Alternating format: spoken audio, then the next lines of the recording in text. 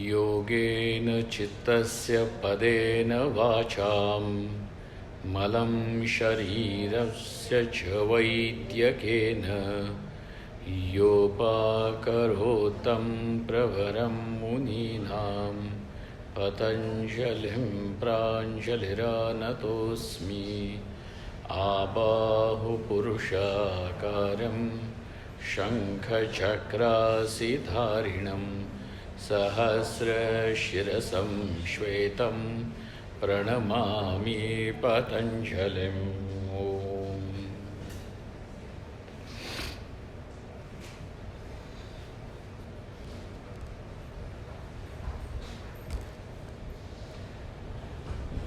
Now, having told that what happens as a result of those vrittis getting suspended is that there is no medium for the consciousness to fall, to be reflected. And hence, there is no identification.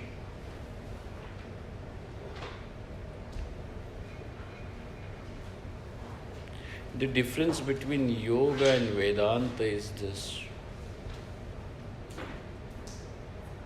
One of the finer points of differences is this, that the yoga says that the reflection falling in the vritti, the reflection of consciousness occurring in every thought, will be identified with the thought. And as a result,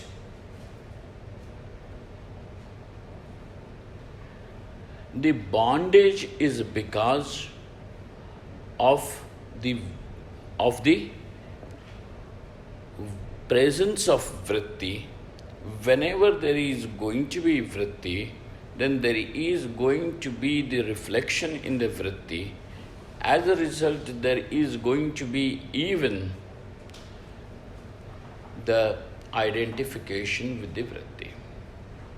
This he calls as the ignorance, okay, which is inherent over there. In Vedanta, we recognize that it is not vritti, it is the identification which is the problem.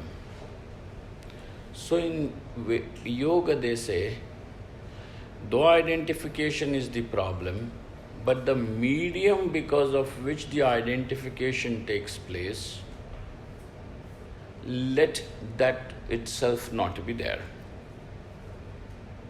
You understand the difference now? Let that medium itself not be there. And therefore, the prerequisite is that there is vritti nirodha. In Vedanta, we accept that as long, even if there is vritti, but there is no identification, why should it be called as a problem? They say identification will occur wherever the vritti is. Whenever the vritti, whenever the thought is going to rise, the identification is going to happen. You cannot avoid it. Vritti sarupyam itaratra. It will happen.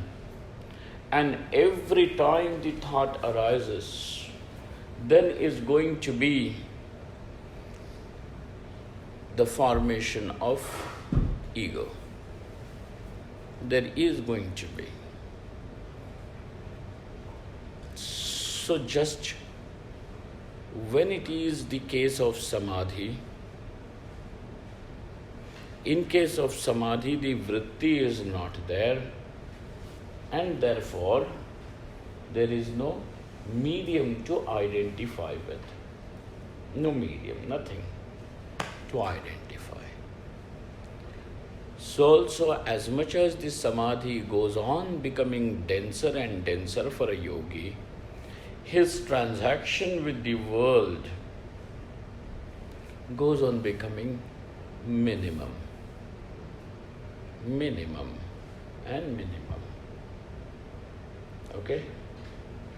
Because he doesn't see any real utility or any real purpose in keeping the transaction with the empirical world going on.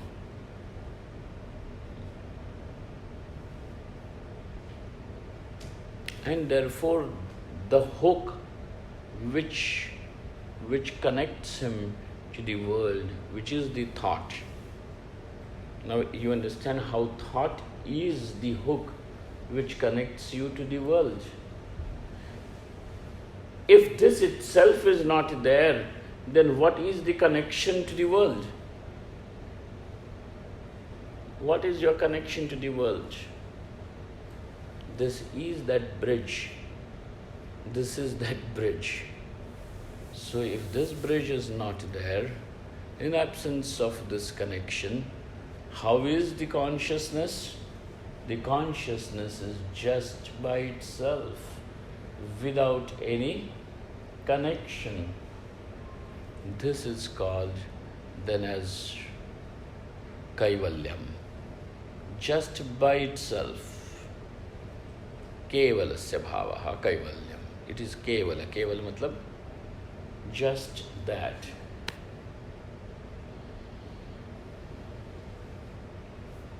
Kaivalyam. This is how the yoga system defines liberation, where all the bonds are cut asunder. Whereas in Vedanta, we say that only the identification is the problem. And this identification is caused by ignorance.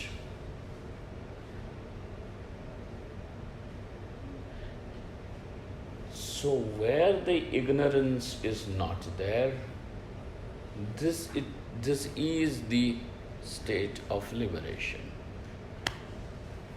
The state of liberation, the liberation according to Vedanta, is not when the thoughts are absolutely absent or even the mind has merged back in its cause. This is not what Vedanta calls as the state of liberation.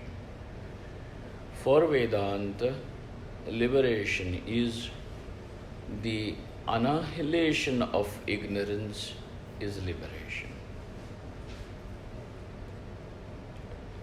Now you see the difference? In one case, where the thought is not there, no identification. Where the thought along with the mind itself is not there, that is liberation. That is Kaivalyam. Because when the thought merges back into the mind that merges back into its own cause, the Prakriti, therefore thought along with the mind itself is not there, and this is the state of liberation. Now you see the differences? In yoga, where there is not only just absence of thought is samadhi, but absence of thought along with its cause, the mind, is state of liberation. Kaivalyam.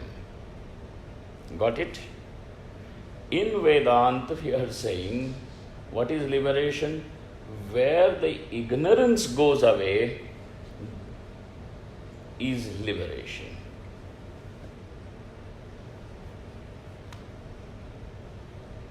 Where the ignorance has gone away, destroyed, is liberation. Clear? And therefore, do not confuse, though they look quite come close to each other, but you cannot replace Vedanta by yoga. Some people are saying, well, both of them are talking about the self, and therefore they are just talking about the same thing in different language.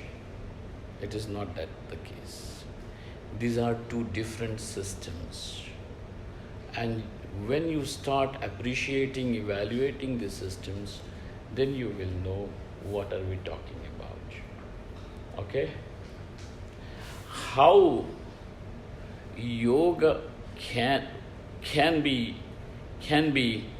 useful in Vedanta is a different thing. To be a yogi, you don't require Vedanta. All that you require is Chitta Vritti Nirodha. But in case of Vedanta, yoga is required. In case of Vedanta, yoga is required. So yoga has its place in the scheme of Vedanta. How it is, what it means, we can see it at a different point of time. But just note the differences. Okay? And therefore, in a hurry, do not conclude that what is said by Vedanta and what is said by yoga is one and the same. It is not. They are two different systems and they should be appreciated as different systems. Now, let us proceed to the next sutra, number 5. Vrittayah Panchatayah Klishta Vrittayah Panchatayah Klishta Vrittayah Panchatayah Klishta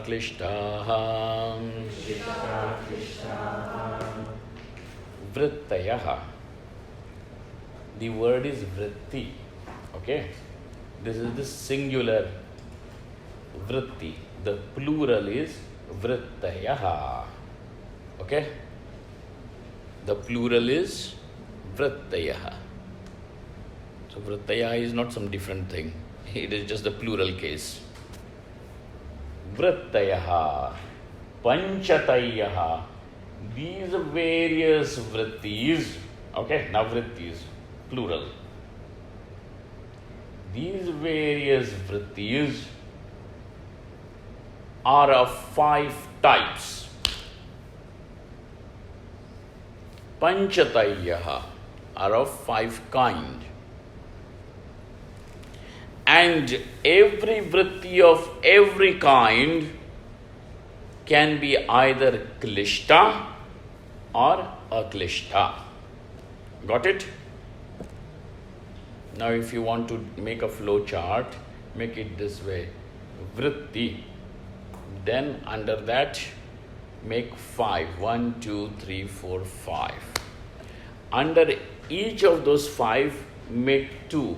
Klishta, aklishta, klishta, aklishta, klishta, aklishta. Alright? Got it now? Vrittayah, Panchatayah, klishta, aklishta. Klishta, aklishta, klishta, aklishta. Now can you see it in front of your mental eye? The flow chart? Vrittis. So just by that one sutra itself, that picture should come in front of your eyes. Vrittayah, Panchatayah, klishta, aklishta, klishta, aklishta. What is that? Klishta, aklishta. Now, so far we have understood that the vrittis are of 5 types. But what do you mean by klishta and aklishta? It means with afflictions or without affliction, with pain, affliction, or without that pain, affliction. So this is the sutra. A very small, short commentary by Bhoj. He says, Vrittayaha. Now, if you are asked that there is a word Vrittayaha, how will you define it? Now, that definition should be there. Vritti means, what is the meaning of word Vritti? Thought, this is not. So anybody, any rickshaw driver also can say thought. What is Vritti?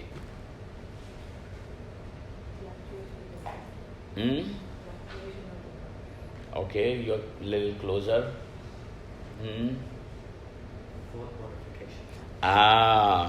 It means the modification of the mind. What is a vritti? Modification of the mind. So he says, vrittayaha chitta parinama visheshaha. That these are the spatial modifications of the mind. Okay? That is called as vritti. Nothing but mind only. It's just modified. Like how in tofu, you make one thing, two things. So everything is tofu. Modification of tofu. Like that. Like that. Then, vritti samudaya lakshanasya avayavino ya avayavabhutaha vrittayaha tadapekshayaha panchatayyaha. Now, it is just to indicate that these vrittis are not separate entities, but they are the part of that mind itself, though they are 5 different kinds. Okay. Etaduktam bhavati. This is what is meant to be said. Etad uktam bhavati. Panchavrittayaha. That 5 vrittis are there. Kidrishaha, Kidrishyaha. How are they? How are they? Here. Klishta and aklishta. How? Either it can be klishta or that thought can be aklishta. What is klishta, aklishta? He does not say much about it. He simply says, kleshaihi vakshamana lakshana kranta klishtaha. Those thought processes which are overpowered by the kleshas are called as klishta, because the vritti is a feminine gender. Okay? I don't know, in European languages, do you have feminine gender for things, objects? In English, those which have got gender also you don't have. It is a cow. It is a table. A cow is a female cow or whatever it is. So what is it? Oh, very strange. It is a cow. It is a dog. And if you say he is a dog, she is a cow, what is that? English is wrong. But they will say she is a moon. The moon is feminine gender.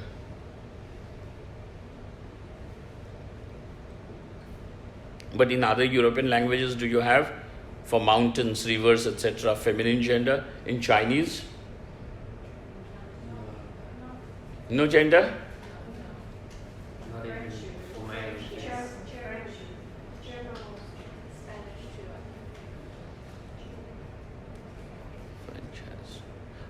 For mountains, you have masculine or feminine gender? Masculine. And for rivers? Masculine. Oh, wow.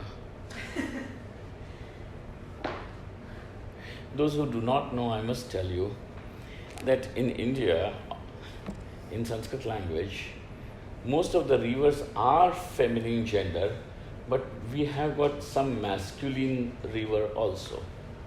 And they are called as Nada. That's why this river which goes through Assam is not Brahmaputra, it is Brahmaputra. That river is so massively big that if you are standing on one shore of that river, you can't see the other. There are islands in between where they do farming, etc. When I think the British first saw, they thought that it was a sea of fresh water. Freshwater sea. It is a river flowing. Brahmaputra, Shona, these are Nada, not Nadi. So Vritti is a feminine gender. Now what happens? So the Vritti which is overpowered by the afflictions, by the kleshas, such Vritti is called as Klishta Vritti. Now comes the question, sir, what is klesha? We have understood what is vritti. We understand what is klishta vritti also, because klishta means that which has got klesha. We understand that. But what is klesha? And Bhoja simply says, it will be explained to you later. That's all he says. Vakshamana lakshanaha. It will be told later. Should we then continue just like that? As of now, yes. But just to make your life little easy, klesha means affliction, the pain. There are 5 in number. It is ignorance, which is called as avidya, asmita, the sense of individuality, asmita, raga, raga means likes, dislikes, and abhinivesha, which means identification. So these are the 5 afflictions. Because of ignorance, there is that sense of individuality. When there is a sense of individuality, that individuality will be defined by likes and dislikes, your attachments and repulsions. And then when it is all there, the personality is fully formed and it is called abhinivesha. Now when there is that identification, along with it comes the sense of insecurity, the fear. This is there. Wherever there is abhinivesha, it will result in insecurity, the sense of fear. The fear will be there. Actually, it is the fear of death. But it will be there with every form of identification.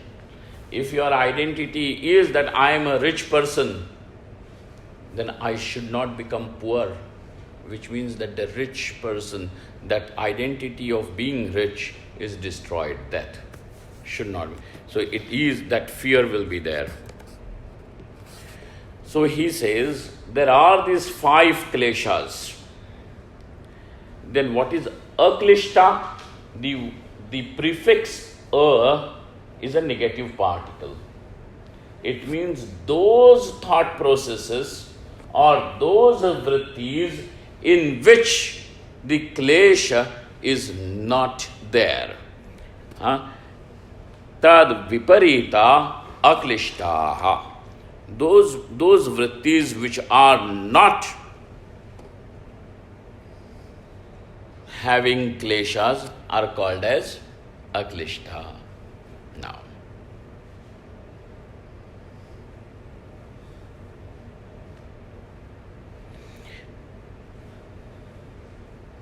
there is a lot which the other commentary speaks, but I'm just going to take you through the Bhoja Vritti, so it will be much easier. Eta eva panchavrittayaha sankshepya uddishyante. Now, those 5 vrittis are being enumerated, just enumerated. What do you mean by enumeration? It simply means that they are being told to you by giving them names. Okay? Here it goes.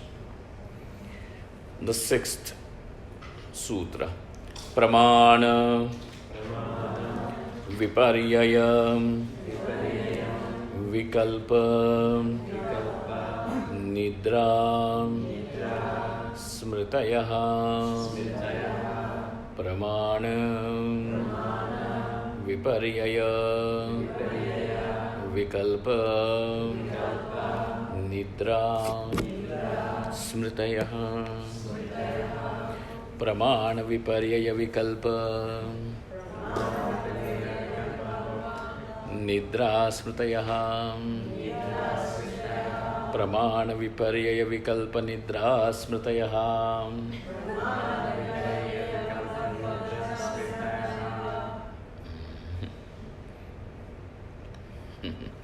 5. You can now count. Pramana. What is the meaning of it? We will see. Just get the technical names clear.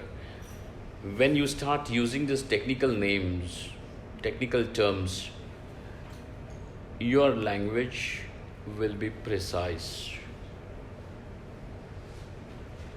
Then you will not be just saying thought. Hey, thought means what? What do you mean by thought? Then over there it will become more and more precise.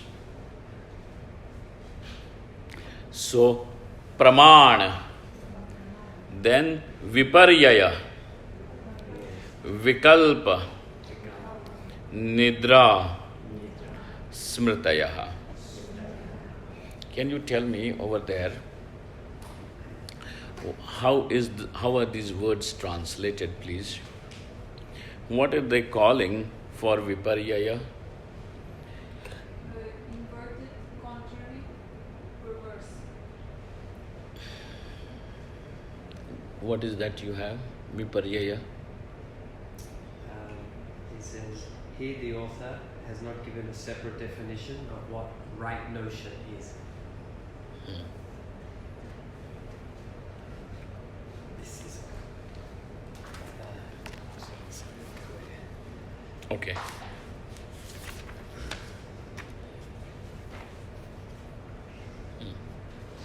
Right notion. Okay, ठीक है. It's not really right notion.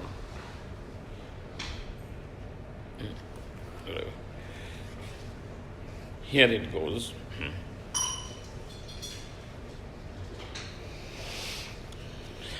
There's some translation, but not to my really satisfaction. Tell me, what have they called? Read some translation, those who have any other book other than that. Read the full thing, please. They are caused by correct knowledge, illusion, sleep, and memory. Correct knowledge, illusion, delusion. Okay. Sleep, and memory. Okay. Anybody else has got any other translation there? Insight, error, imaginings, deep sleep, and recollections. Insight, Error, imaginings, deep sleep, and recollections. Yeah, one word at least is to my satisfaction there, but not well, something from there here. but nobody really has been able to show what is vikalpa. Here he writes, this author writes, fancy. We don't know if it should be called fancy. Translation. Vikalpa. Doubt, indecision, hesitation, fancy, imagination, daydreaming. Daydreaming, etc. is vikalpa. But vikalpa by itself is not just daydreaming.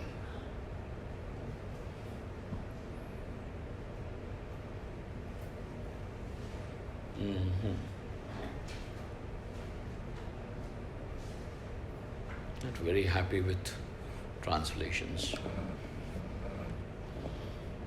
What's this, Sanjay sir? I will explain.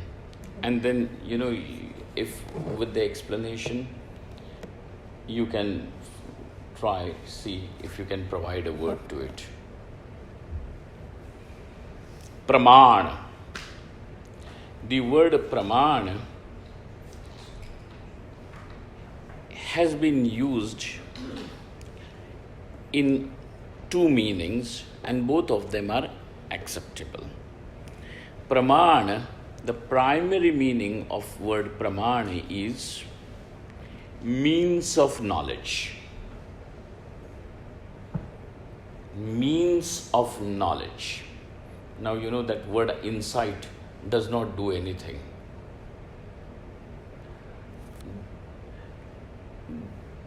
Grammatically, or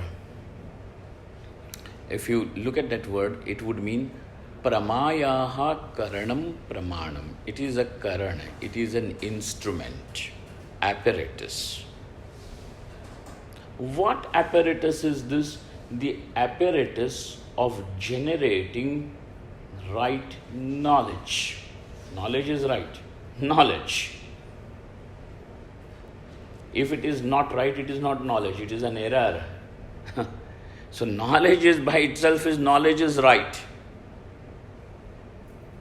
Now because we say erroneous knowledge, we have to say right knowledge. Because the way, if it is not right, it is not knowledge, it is an error.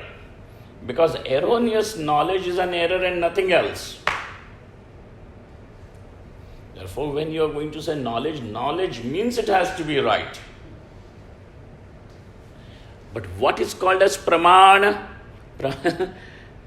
Pramana means it is an apparatus, an instrument, a tool of the knowledge, of generating knowledge.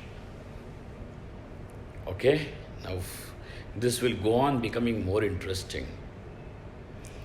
In fact, the whole of Vedanta is just a pramana. Vedanta is not mystical knowledge or mysticism. It is only an apparatus of generating knowledge. How does that, and it is in form of words. How do those words function for the cognition to rise is a very interesting process. It is a very interesting process. So Vedanta is not information. Vedanta is not something like mystical or that the teacher is going to do with his hand, some vibrations sent from here to there, No, nothing of that sort. It is just an instrument. What instrument? It is a shabda. These are the words. Words are capable of generating understanding.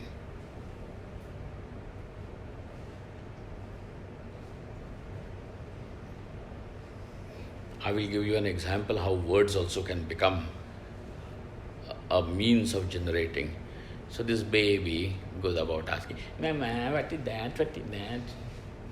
Now everything that he hears, what is that? And then mother has to tell, baby, this is a cat. Now he is seeing that animal, but he does not know it is a cat. So when the mother says it is a cat, it is cat.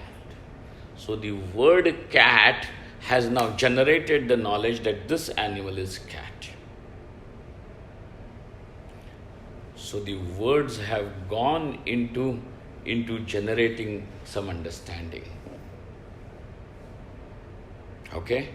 Words have gone into generating understanding.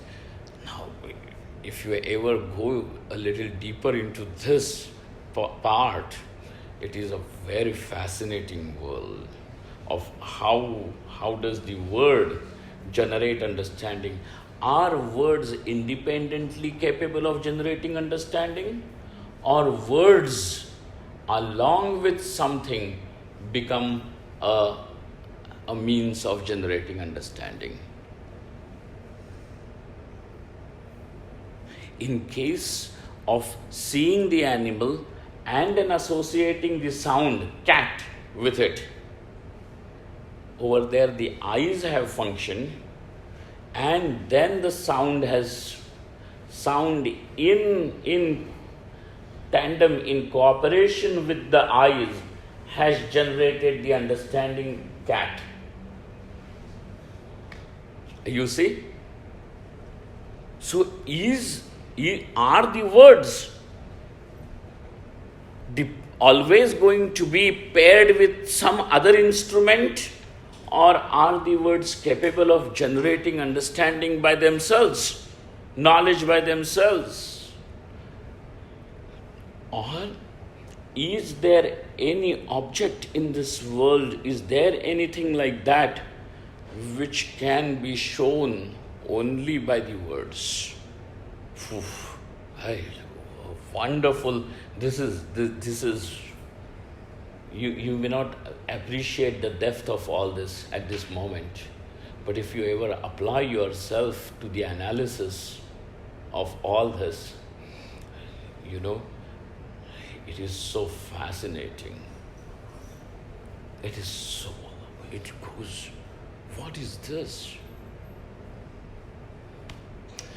Then pramana, the primary meaning of word pramana is, it is an apparatus of knowledge. Got it?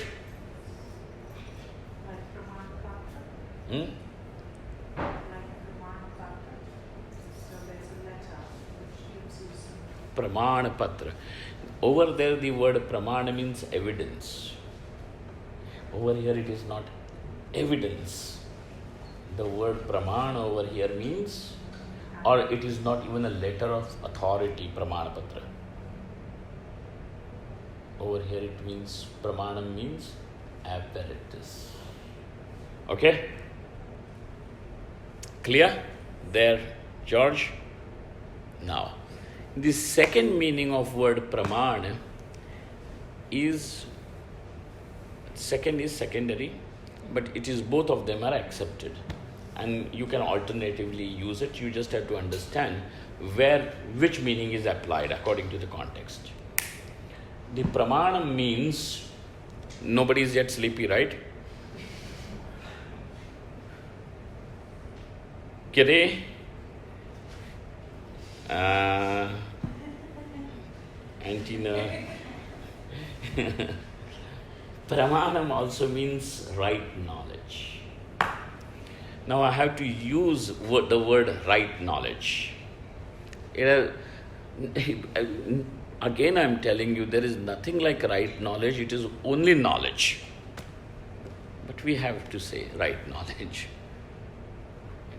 You agree, Sanjay? There is nothing like right knowledge or wrong knowledge. Knowledge is knowledge. That what is not right is only a mistake, error. Satyam.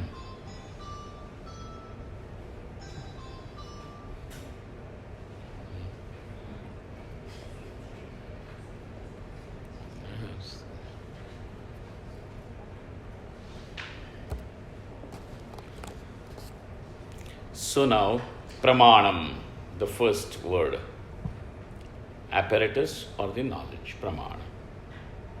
So the vritti, the thought, can be a pramana vritti. Then the second form of the thought is pramana, then viparyaya. Viparyaya means error or erroneous knowledge. Okay, here. Viparyaya means an error.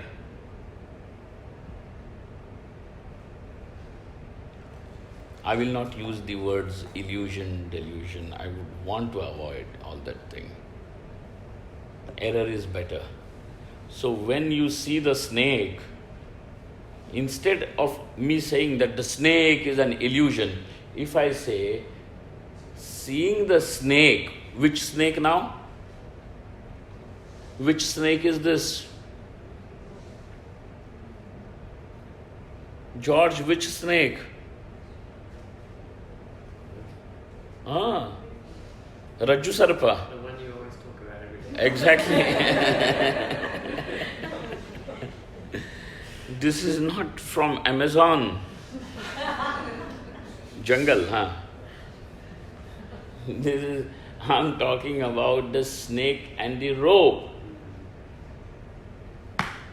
So then that snake which you see over there, instead of saying that the snake is an illusion, if I use the word, the snake is an error.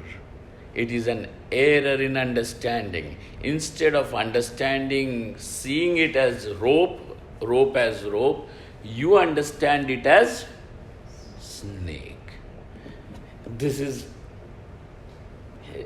the word error has done a better job than using the word illusion. You see? Error. That's why error. So the second form of thought is called as an error. Viparyaya. The third is vikalpa.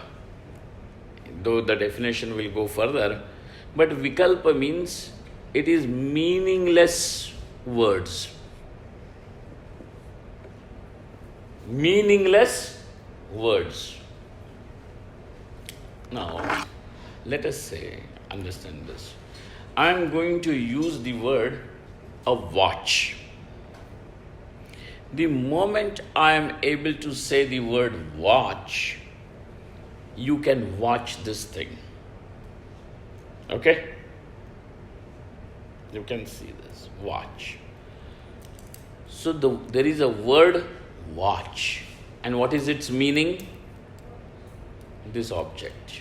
Correct? So the object and, which means the object means meaning. The meaning and the word, do they have an association? Yes, there is an association with the word and the object. Then, if I say cat,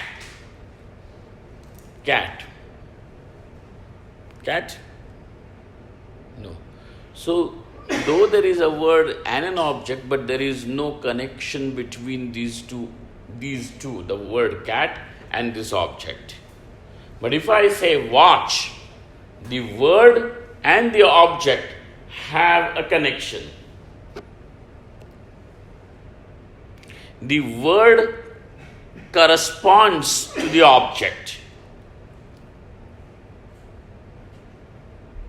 Now, if I show you that rope and then say it is a snake in that dim light, okay, in the same setting, when the light is very inadequate, and then you see, don't make me tell the story over again and again.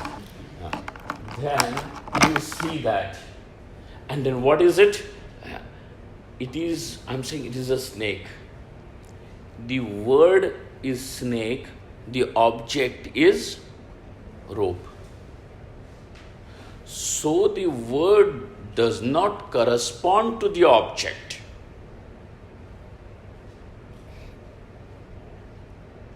If I use the word it is a rope, the word rope and the object, they have a mutual correspondence. Rope is this and the object is also rope. Okay? So there is a mutual correspondence between these two. Okay? But there are some words, they are words, but they don't have a meaning. Now, when those words are empty words without any meaning, such thought forms are called as vikalpa. How viparyaya I just explained. Viparyaya is erroneous knowledge. When I am saying this is a snake, there is a word snake, and that word snake is showing you an object which is not snake. So there is some object present or not, just that they do not correspond to each other, but object is present for viparyaya. In case of vikalpa, words are spoken, but there is no object in its womb. And therefore, such words are called as, such thought forms are called as vikalpa. Now, that word delusion also does not provide you this meaning. Is nonsense also? Kind of nonsense. But I don't know if we can technically say nonsense. No, just because no meaning, it has no sense in it, devoid of sense.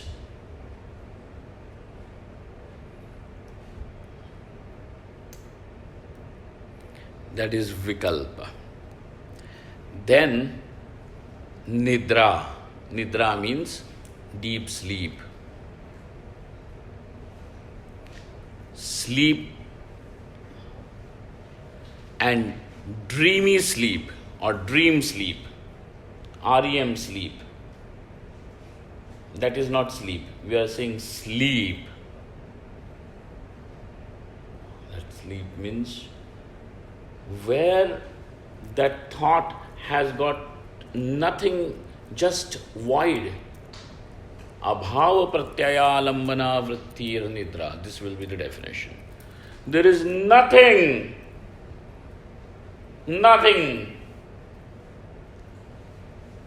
there. So now that is called nidra. And finally, smriti, which means memory. Now you can have memory of everything, of the pramana, of the vikalpa, viparyaya, and even when you wake up from sleep, there is a memory, I slept well. Okay? So these are the 5 recognized forms of thought. They can be klishta and aklishta. Every vritti can be klishta or aklishta. Painful. Sometimes you wake up from the sleep and you still feel groggy. What is the word is groggy? Huh?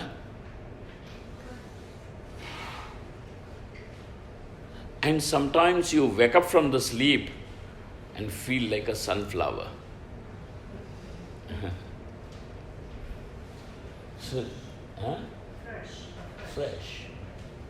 So now the sleep is also then of 2 types. In one, which is an sleep with affliction, the one which is without affliction. Certain memories are such that they make you feel good, and some memories, if they come, they make you restless. Yeah? Painful, affliction.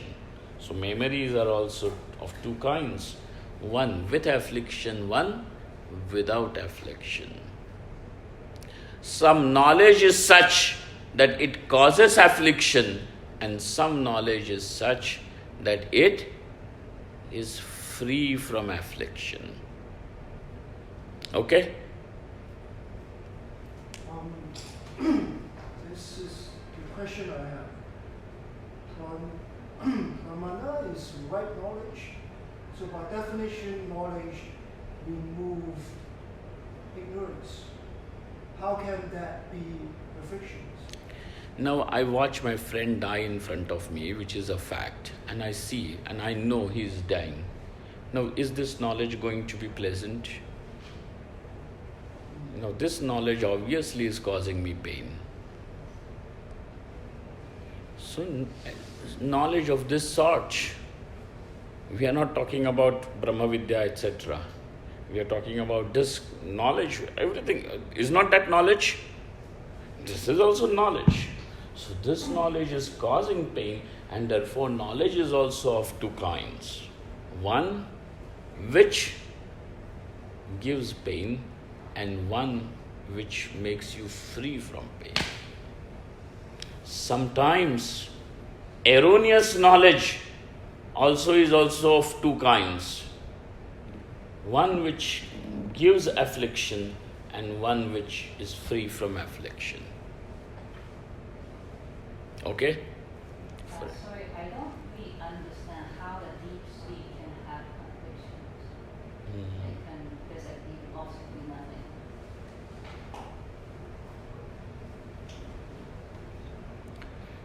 You know, when the sleep is not really that deep, when the sleep is really not that deep, only at the conscious level, thoughts are not available. But subconscious level, it still is fluctuating. It is neither dream, it is not dream, but it is still active. Then that sleep, you always feel, is an incomplete rest. But isn't Nidra, by definition, supposed to be deep sleep? Not like this shallow sleep where you're half dreaming? It means, by definition, it means that where the thoughts are having absence as the content. The thoughts are having, so on the surface level of the thought, that there is absence of everything. But down below, it still has, on the conscious level of the thought, there is absence of objects. You don't find friends, enemies, good, bad, Delhi, Taj Mahal, nothing is seen. Absence. But down below, it still has. So when we are just translating it as deep sleep, is not sufficient. So it is sleep. But what is sleep? Where there is absence of thought. How is the absence of, it is not absence of thought. Thought which has got absence as its content. Absence of thought is samadhi. Absence of thought is samadhi. Whereas thoughts which have got absence as its content is sleep.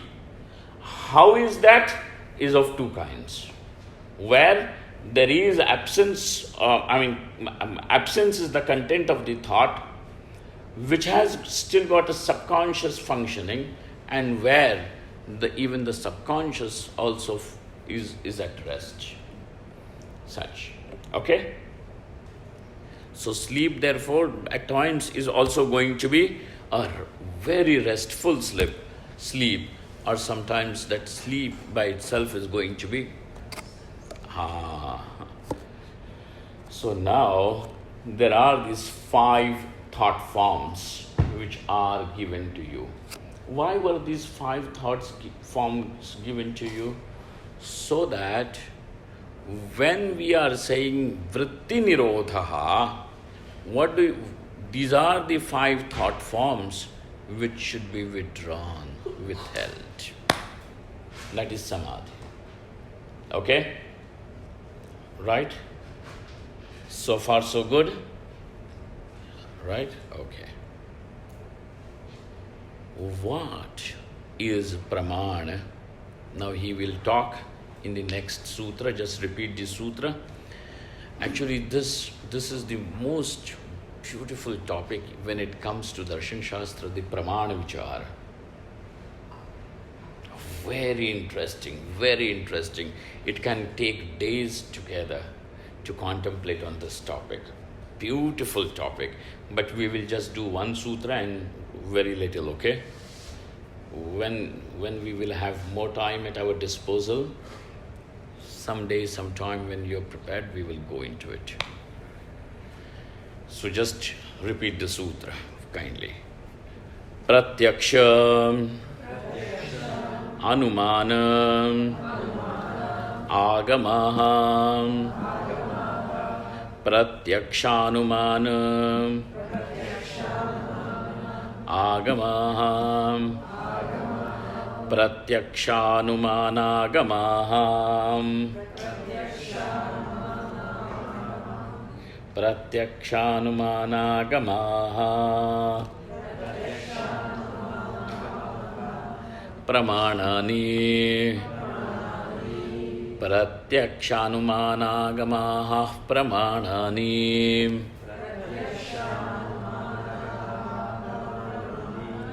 Pratyakshanumanagamaha Pramanani.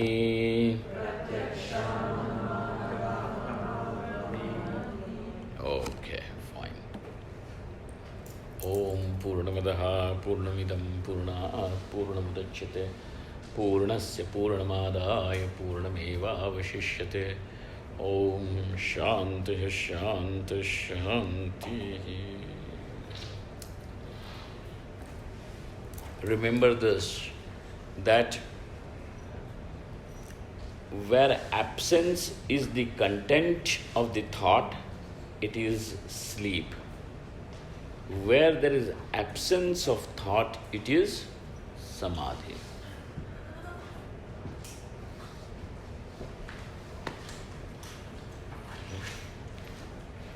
Don't confuse sleep for samadhi.